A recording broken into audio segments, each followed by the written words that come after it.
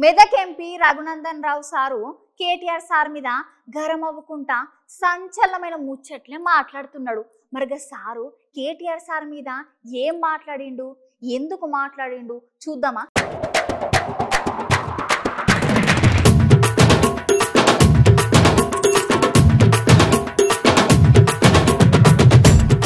గత 2-3 రోజులుగా టీఆర్ఎస్ కాంగ్రెస్ ఏదో ఉద్ధరించినట్టు ఒకరికొకరు సవాళ్ళు, ప్రతి సవాళ్ళు, టేపులు అనుకున్నామని ఒక ఆయన, జల్లిగులు అనుకున్నాను ఇంకొక ఆయన, వీళ్ళు మొత్తం ఏదో ఒక డ్రామాని, చీకటి దొంగ ఇద్దరు ఒకటే చేస్తున్నటువంటి డ్రామాని రక్తి కట్టించడానికి చేసేటువంటి ప్రయత్నం ఎలా కనబడ్డారు. పొంగులేటి శ్రీనివాసరెడ్డి గారు అంటారు, కొత్త టేపులు అనుకొని బాబా బామ్మర్దులు ఇద్దరు రాండి, నా ఇల్లు ఏమన్నా FTL లను బఫర్ జోన్లను ఉంటే శిఖమూగుల్లో ఉంటే తొందర కూలగొట్టండి అంటాడు. డేటెడ్ 6/4/2010 ఏం చెప్తుంది అంటే, హైకోర్టు సూచనల మేరకు, ఇందులో రాసింది క్లియర్ గా, హైకోర్టు సూచనల మేరకి మెట్రోపాలిటన్ కమిషనర్ అంటే MCDA చైర్మన్ ఎవరైతే ఉంటారో అతను, representative of the DG of the police,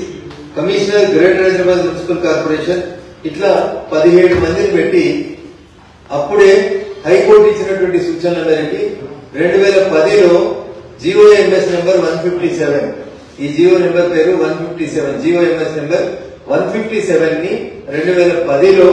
ఉమ్మడి ఆంధ్రప్రదేశ్ ప్రభుత్వం అమల్లోకి తీసుకొచ్చింది.